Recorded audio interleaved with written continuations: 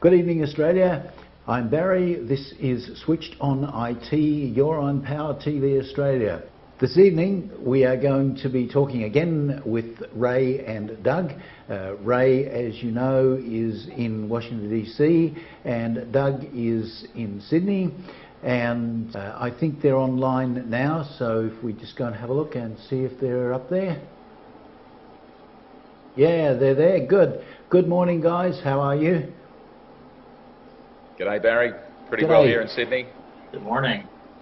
Yeah. Now, guys, I believe today we're talking about LinkedIn. Is that correct? Yep. That's right, Barry. Yep, terrific. Okay, I'm going to turn the session over to you. So, Doug, would you like to take it away for us, please? Yeah, sure, Barry. Thanks for the introduction. And LinkedIn, well, I think we're all very familiar with LinkedIn as a way of posting our career and our credentials and our expertise.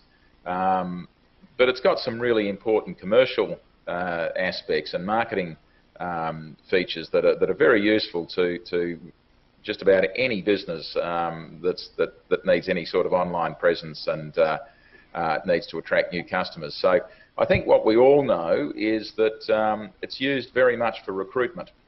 So, you know, if you're recruiting someone, you know, I personally, for Oz Hosting, we've used LinkedIn. It's been quite successful for us, better than some of the other recruitment tools available to us. But you know, I'm sure we've all seen these endorsements where people get endorsed for one thing or another. People also post links and post connections to slideshows and other information sources. So that's all part of the marketing mystique that is LinkedIn. And I think we'd all like to know how we might be able to make more effective use of LinkedIn beyond simply recruitment or trying to poach our competitors' best staff. So, Ray, I know you've made more use of LinkedIn than most of us. From a marketing standpoint, for an ordinary business trying to sell their products or their services, tell us a little bit about how you see a useful role for LinkedIn. Sure. I think one of the first things you need to kind of understand is LinkedIn is multiple products pulled together into the social network. And so you have what most people know as LinkedIn proper, which is the social network where you create a profile and you use that profile as a pseudo resume of what you're doing, and you're able to connect and share things with the professional network, with your professional network. But LinkedIn actually also has something called Sales Navigator, which is a full sales product where, you know, sales individuals and business owners can go in there and source leads, leads being contacts, accounts being companies or organizations, and use that tool as a primary sales vehicle. LinkedIn also has purchased a couple of companies over the time, you know, that it's been in existence, including SlideShare. That's where you're talking about sharing slides, and so you're able to share slides using SlideShare. And they also own what is now called LinkedIn Learning, but it was actually before that lynda.com, Lynda.com. And so Lynda is a video course platform where you can learn all kinds of business tools and business functions. Like if you want to become a data scientist, you could use LinkedIn Learning to take a course pathway that leads you to that outcome of you know, some kind of certification, digital certification, saying that you have those requisite skills. LinkedIn also has an advertising platform. It has the ability to create business profiles, what are called company pages, and those sub-pages called showcase pages, and they have very special functionality different from a LinkedIn profile, and we can talk about that as well. And then, of course, there's LinkedIn advertising, and LinkedIn's ability to advertise directly to its user base through that functionality. Then as a side tangent, when we talked about profiles, LinkedIn has a resume builder, so that now even because of their recent purchase by Microsoft, they're now owned by Microsoft, LinkedIn, when you are creating your resume, now you have the ability to connect it to I think Office 365 in some way, shape, or form, so that you're able to integrate components from your LinkedIn profile into a resume builder within Microsoft Word or otherwise. So LinkedIn is a big product, and there's lots of opportunity to be able to market on the LinkedIn platform. Yeah, absolutely, and that's certainly a lot of features to tick through and for people to use. Let's talk a little bit about the idea of having your corporate page on LinkedIn. So just setting aside at the moment when somebody might have their career history and basically their resume online. But let's talk about a business and maybe think of a services organisation, and then also an organisation with a product that they sell. So if you're a professional services organisation, maybe law, accounting, consulting, advertising services, something like that. What do you see as the roles for the corporate page, or I guess the corporate listing, and the features that are going to be most useful to that organisation to promote their services? Right. So at the present moment, from the vast majority of the businesses that I see, if they're in the service space, they're using their LinkedIn company page primarily as a portal for not press releases, so to speak, but updating the world about what is going on with regard to the business. And that's kind of a nice place for that information to be posted. Some businesses, syndicate their entire social media content strategy to that space as well. I know that we do at W3 Consulting, and so that people who are visiting your page not only know what you're up to, but are also getting the content that you're curating or producing yourself as original content is going onto that company page. The company page is really a space where you're having to do some outbound or external marketing, which is that it's letting people know, outside of the company about you, which is a good kind of marketing piece. But it's actually much more important for you to look good on your company page for potential hires, for new hires, for people to get to know the culture of the business up front, so that you can attract the best talent. And so I really tell people that using your company pages, you can really effectively lure good talent and get more talent to want to work for your business by having a good company page. And so I think the company page has kind of two functions: being attractive to talent and being attractive to potential new customers, or at least it's a soft content marketing strategy. It's not really for effectively converting them into business, but it's another touch point opportunity. Right. Okay. Yeah, that's very interesting, and it is a key element of businesses these days so often is to attract and retain the right talent.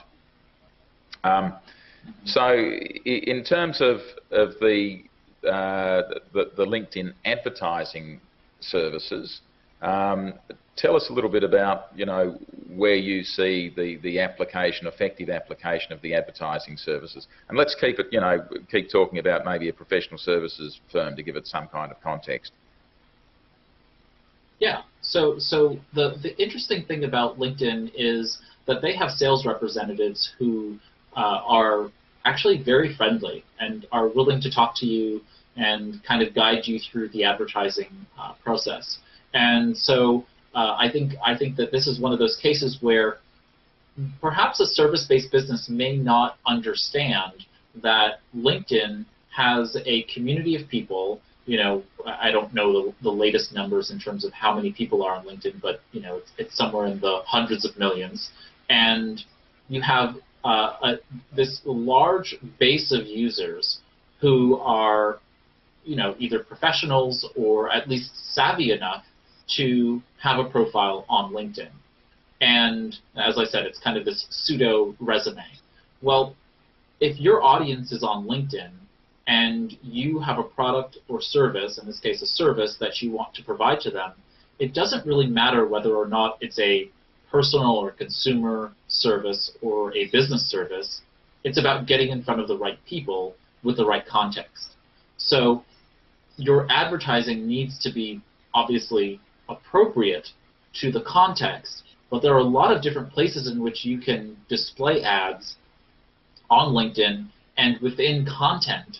For example, you can have sponsored in-mail messages. In-mail is the branded term for email or the messaging platform that LinkedIn uses. Well, you can have sponsored messages sent to a specific group of people, and those messages, they don't have to be business related, right? They don't have to be about your business being a business service.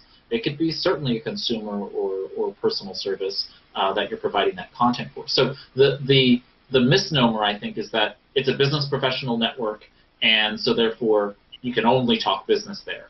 But the reality is that for any business, you put your services advertising where the eyeballs are. And if your audience is there, you need to figure out how to appropriately but best show yourself on that platform. Right. Okay. And tell me, in terms of the types of businesses that you've seen, I guess, make really effective use of LinkedIn in that respect, are there any sort of examples of I guess, a type of industry that finds the LinkedIn services particularly effective? And I'm going to deliberately say, let's leave recruitment out of it, because we know that recruiters love LinkedIn and make really great use of it. Right. Yeah. So certainly the real estate industry, they do really a great amount of work and probably produce quite a bit of good revenues from interacting and engaging in LinkedIn groups. And so we haven't talked about this yet, but LinkedIn groups are communities within the external social network of LinkedIn, right? So the internal social networking platform is LinkedIn groups, where you can create these small communities within LinkedIn that are topical or industry related. And for commercial realtors and commercial brokers, you can band together, you can create a group of local real estate investors, local real estate financiers, and then communicate with those people. And you don't need to be one-to-one connections with them, right? You can, as long as you're in the same group, LinkedIn reduces that barrier to messaging with one another because you're in the same group. And that, of course, gives you not carte blanche, but it gives you a greater access to a pool of people. So the most successful business owners that I've seen, they establish a community or they join a community and they become actively engaged in helping and giving to that community, what I call in my book, So Almost Success, what I call listening, right, which is giving of yourself to a community. Giving that content, giving that advice, giving that value to the community helps to create a sense of authority because you're the one who's helping. And if you could do that in LinkedIn groups, you can certainly do really well. The other industry that I've seen, just as an example, are coaches, people who are doing business coaching, marketing coaching, life coaching, and the like. They do really well with ads. They do really well with interaction and engagement, not only on their LinkedIn profiles themselves, but also by writing within the LinkedIn articles area, where you can publish articles to the broader LinkedIn community, and as well within LinkedIn groups. So you have to really think about this from the marketing mix within LinkedIn itself, within the LinkedIn ecosystem itself. Posting from your profile, posting from the company page or showcase page, which is if you want to think about it, a sub page or a sub platform based page, a brand page within a company page, and then LinkedIn groups, and then LinkedIn articles, which used to be called Pulse, but now it's just LinkedIn articles, I think. Well, gentlemen, we're going to take a break now, so we'll go to an ad break, and when we come back, We'll then turn this back over to Doug, and we'll get you to talk a little bit more about this interesting subject of LinkedIn. So we'll see you on the other side of the break.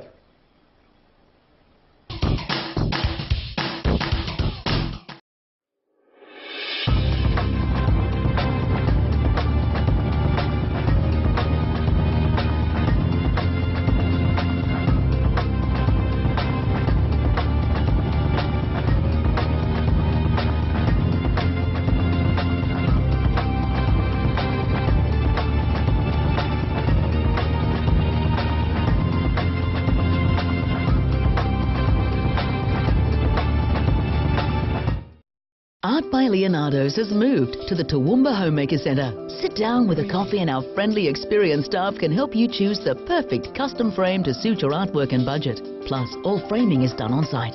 Come and visit us at our new showroom. Hi, this is Mick Jagger on Classic Vinyl. This is Debbie Harrow from Blondie. This is Jimmy Barnes here. Stevie Nicks from Fleetwood Mac. This is Reverend Willie G from ZZ Top. The best tracks from the greatest albums of our generation. That's right. From your breakfast and coffee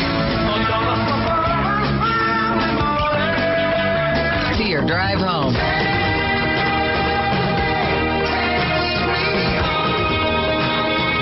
We've got the classic hits that make your workday And you got a job to do. Go by a lot faster. If we haven't said it lately, thanks for listening. The home of classic rock. Don't touch the dial. PowerFMRadio.com.au. Looking for exposure for your business or event?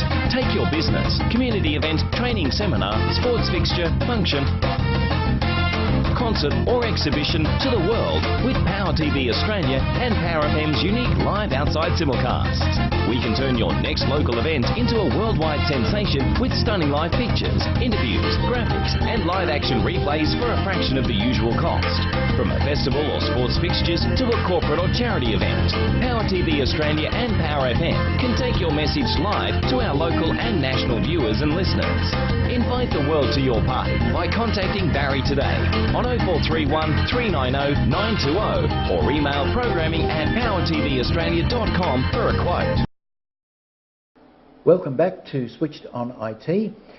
We're talking about LinkedIn today, and so I'm going to turn this back over to Doug and Ray. So, Doug, would you like to take it away for us again, please? Yeah, sure. Thanks, Barry and Ray. That's very interesting. I guess with any type of social media, it's important that you're active and contributing content that's useful to the community that's in there. Thinking more about that contribution of information and content, we were talking before about having the company listing, your corporate listing, and having your personal listing. In terms of actually putting content out there, generating content and participating, what are the relative limitations in terms of being able to do that through the corporate listing or your company listing compared to your own personal LinkedIn listing? Right. So in general, other than posts that go out directly on the company page, you interact on LinkedIn as yourself. And this sometimes becomes a huge problem because maybe you're lower down on the totem pole than say your CEO or the business owner, who is really the primary driver of sales by virtue of authority. You know, they're a subject matter expert, or people just want to do business with the higher ups, right? If you are that person, then you're likely going to give your profiles access over to whoever's handling your social media and that kind of thing, because you'll want to post in LinkedIn groups and comment on other subject matter experts and thought leaders' posts as yourself, because you're limited to interacting on the platform as yourself. So you can't interact or engage as the company. I will note, though, that LinkedIn has the ability for you to approve admins to both the company and the showcase page levels. It is imperative that you have more than one admin appointed to the company pages or the showcase pages for your business. So if you happen to be a solo, you have just you and the business, you need to go find a spouse, husband, wife, a good friend who can also be appointed as an admin to the company page, because if you lose access to your profile, you can no longer log into your company page, and you now have lost access. And very infrequently will LinkedIn reestablish access to the company page if your profile is for some reason deleted or is locked because of terms of service violations or something like that. So I always recommend to people to have a backup admin. That admin's not published anywhere. No one sees that that person's an admin, but it's just good to have that backup as an admin on there. So it's just like a security CYA kind of thing. And that actually goes for Facebook as well, Facebook pages, and making sure that you have a backup admin on your Facebook page so that should your profile get hacked, or something else happens to the Facebook profile that you're using to access the Facebook page, you have a backup. So that's kind of how it works, Doug, is you want to engage as the person who has the most authority in the business in those groups. Yeah. And that sounds like extremely good advice, Ray, to anybody that's out there that's got just one admin to their company page, because whether it's LinkedIn or Facebook, I'm sure that is really common, and I know that we've all seen messages on Facebook and on LinkedIn saying, if you've got this message from me, don't open it or don't click on the links because my Facebook account or my LinkedIn account has been hacked. It's going to happen, and you need to make sure that you protect yourself from that. And thankfully we do have multiple admins on our Facebook and LinkedIn, but I didn't realise until you mentioned that just how important it could clearly be if one of the profiles gets into the wrong hands. So I appreciate what you're saying too about the fact that only, in a sense, a human can be the generator of content, that you can just post content on your own company page, but that's not actually so much a participation in a group, which is promoting your content much more widely when you're putting it out there as an individual. That makes all the sense to me. Barry raised an interesting point too about the creation of LinkedIn groups and how sometimes those groups meet in public, and it's possible for people to choose to sponsor them or sponsor them as a company. Have you had any exposure to that, Ray? Have you seen any sort of good examples of where people were able to make terrific use of their sponsorship of LinkedIn groups where the group actually meets up in person at a designated venue? Oh, absolutely. So in my case, most of my work is actually workshop and seminar presentation work. So I'm hired by all kinds of economic development agencies and organizations to come speak to their audiences about small business topics like what we talk about here. And many times you'll see these bespoke groups created for the attendees. So the people are coming because they want professional development, or they want to network with other business owners, and these kinds of event-based groups are created, and the people who are sponsoring them are the sponsors of the groups as well. So they're getting a kind of, as part of that sponsorship package, they're going ahead and getting their brand in front of that audience of people. And it's just another marketing touch point, and it's fantastic. Well, there's kind of two principles in mind here that I always talk to people about when it comes to social media. One is that your online activity needs to produce offline benefits, right? While it's very powerful stuff for people to own virtual things, right? So, for example, we have digital currency today, and I'm sure that we'll have a topic about that at some point. We have digital currencies today. We have digital artwork. We have all kinds of digital assets today that are worth real value. Just think about your business client Rolodex, right? Your list of your client contact database.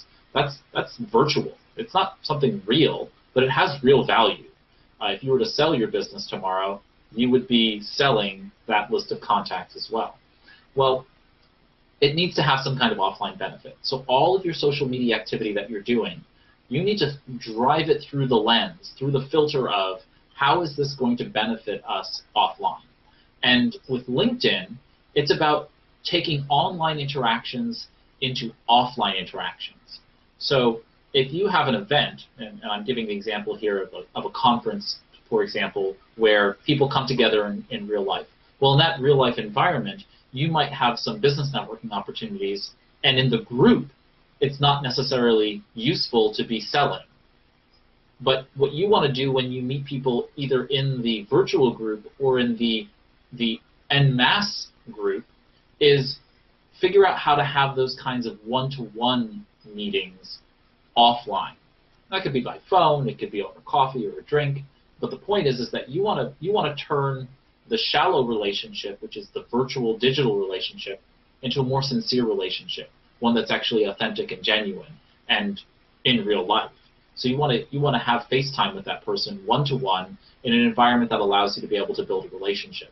And it's through that relationship that you then have the opportunity for sales.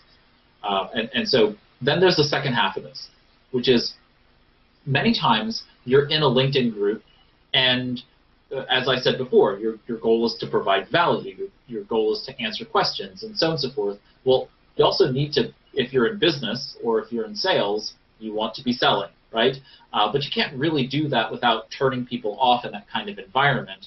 The way to kind of bring people closer to you is to use what I call a valuable downloadable asset, okay? And this is the creation of things that you can give away to people that will take them out of wherever they are because it's valuable enough for them to want to do so, and that they can download it and take it away. There's something kind of skeuomorphic, which is like using real-world items in a digital way. So it's like we talk about our desktop, right, on a computer, and we use these terms that are from the real world in a digital space. And that's what skeuomorphism is, right? It's the visual sort of representation of things that are digital. And by giving things that are downloadable to people, it actually strengthens the law of reciprocity, right? I gave something to you, Doug. Now you naturally have a psychological desire to want to give back to me because of it. Well, take the example of this event conference. I'm in business to sell widgets, and I have now found a conversation in that event group of widget buyers, and they have a question about the customization of widgets. Well, what I've done on the back end is I've created a widget customization guide. It's just a PDF that I've put together about how my products are capable of being customized to be best used for widget buyers. Well, now that person's going to engage in the conversation and have that question, I'm going to make note of it, and I'm going to reach out to them and say, hey, if you have a question about widget customization, I have this really great widget customization guide. Here goes a link to it. And now that person's going to click on that link, be taken to my website, and either you capture their information for purposes of downloading it, or you can give it away to them, but now in the PDF, there's sales material, right? So built into the natural flow of the PDF, there may be a direct ad. Certainly, the front and back of the front cover and the back matter of the PDF is going to have some material about how to purchase from us, and maybe our sales pricing and some other information that would be appropriate to the widget buyers. So that's the kind of way in which you can, in a very light fashion, be able to do that. Remember, it can be a PDF checklist. It could be a little guide, just a couple pages. It could be a catalog. It could be a video, it could be audio, it could be a template. Whatever is going to be useful to the community of people that you serve, that's not necessarily your product, it's how to best utilize your product, it's information about your industry or profession that helps people better understand it. Any number of things. Get creative and think about the things that could be valuable to people that they would want to download, and they would be willing to give up their email address or leave the LinkedIn group at the very least, in order to download that thing. That's the kind of power of a valuable downloadable asset that you don't get from saying, oh, here goes all of the information that I should be giving you in a comment string in a LinkedIn group. I mean, it's just it's unwieldy, it's not necessary, and now this is not just about answering that one question for that one person. Remember, it's for the good of the group. And so everyone who's following that conversation, even if they're not engaging in the conversation, are reading it. And something that people maybe don't know is that when you send messages through LinkedIn groups, LinkedIn actually goes ahead and pulls certain messages from those LinkedIn groups and emails them out to the entire group. So if you have 20,000 people in a LinkedIn group, and you're all having a conversation, and you post this really useful PDF, page on your website where people can come and download a PDF, well, it's going to get emailed out to 20,000 people in the LinkedIn group. That's just not benefiting that one person. It's benefiting a whole range of people who now can come to your website. Gentlemen, can I get you just to stop there for a minute? Sure. We're at 15. No, go back to the other shot, darling. We'll wrap this up now. So, Doug, you keep going, and if you can just say, well, now we might just leave it there for today. So we'll go back to Barry. And then Yuki will go back to the open shot, and I'll wrap it up. Good day. That's great advice, Ray. We can see that people could, everybody can benefit from that, can use that, and it's certainly going to make me look at our LinkedIn exposure in a different way. I think that within those groups, oftentimes you're going to see that you're surrounded by your competitors, and I guess in a sense it's a competitive environment where you need to be the entity that generates the most useful content, and then you'll derive some terrific value from that. So, I see that as being a very sensible way of engaging a LinkedIn community. That's probably all we've got time for today. So, Barry, let's hand it back to you to wrap up today's session. Terrific. Thanks, guys. That's been a really useful show. I think that a lot of people out there that have been using LinkedIn and maybe not getting a lot of benefit out of it will really benefit from this show. So that's terrific.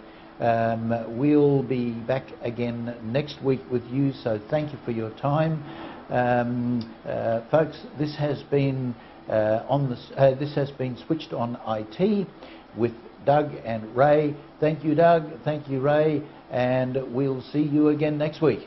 Cheers. Thank you.